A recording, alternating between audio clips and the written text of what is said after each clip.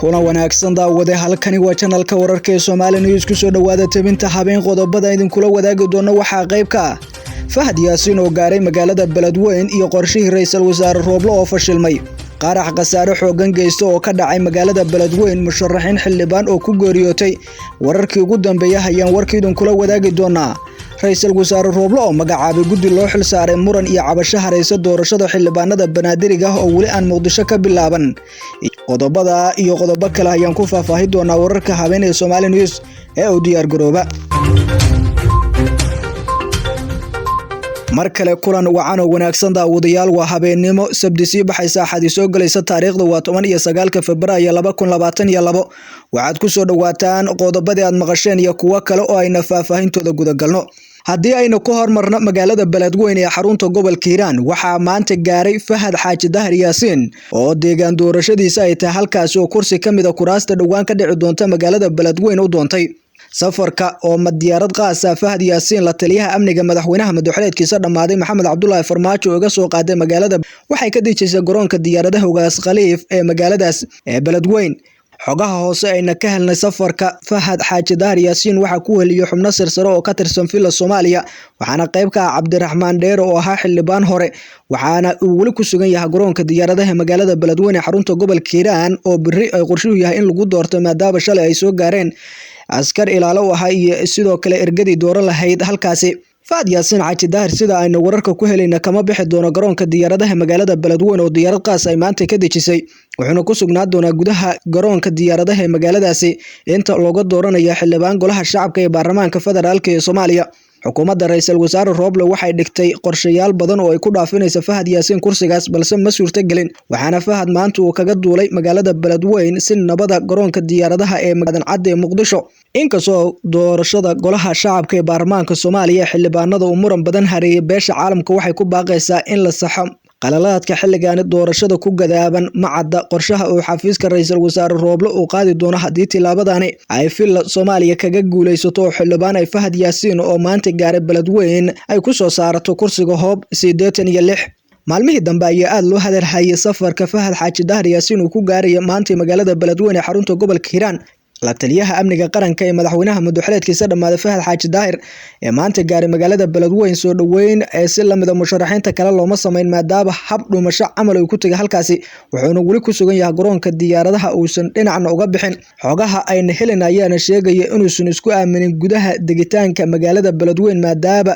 loo haysto kiisas ay qayb ka yihiin dilkii Ikraan Tahliil Faarax oo ilaa hadda ku maqan gacanta nisa meelna aan lagu haynin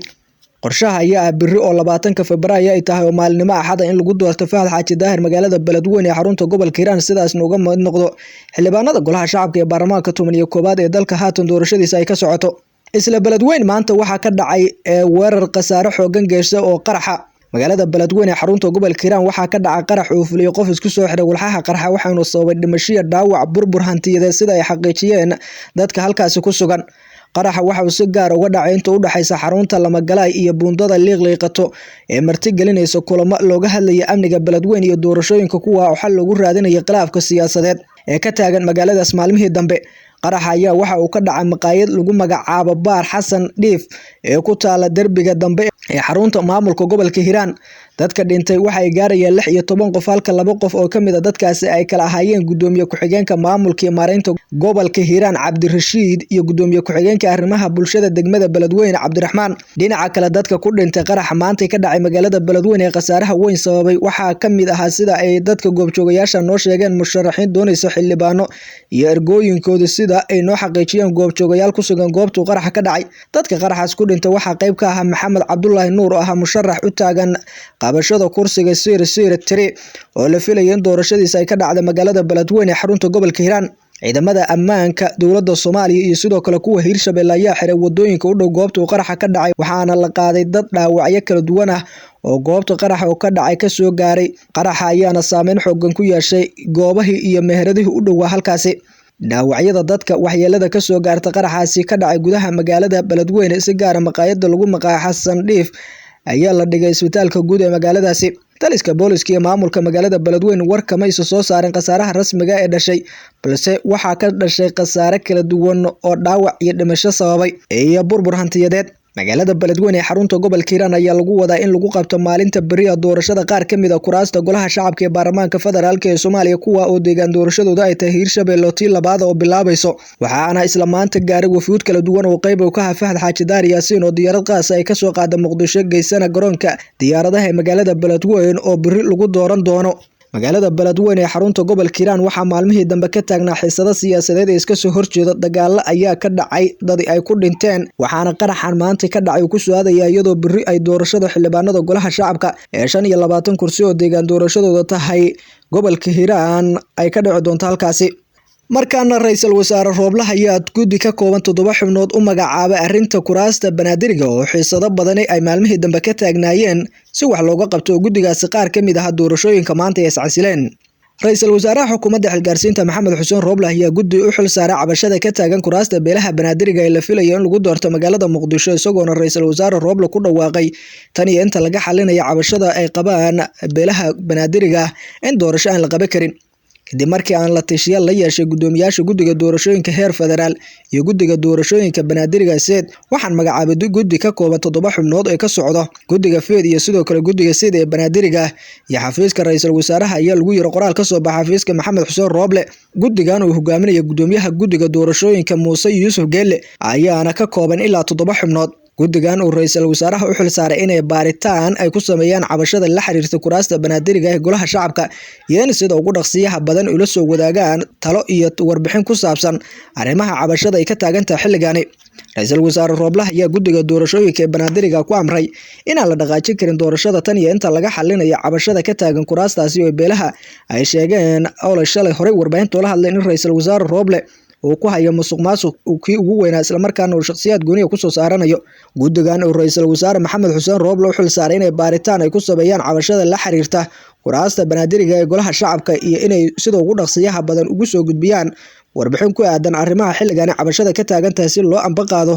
doorashadu ra'iisul wasaare Rooble sheegay in tan iyo inta laga xalinayo khilaafkaas iyo tabashada taagan aan la sii wadi karin ee Banaadirga oo wali aan la bilaabin doorashada Soomaaliya waxaa xilligan ku gadaaban cabashooyin xoogan ee ku aadan habka loo maamulayo waxaana beesha caalamka oo shalay warar ka soo kala baxay lagu xusay hadii aan lagu soo gabagabayn waqtiga hore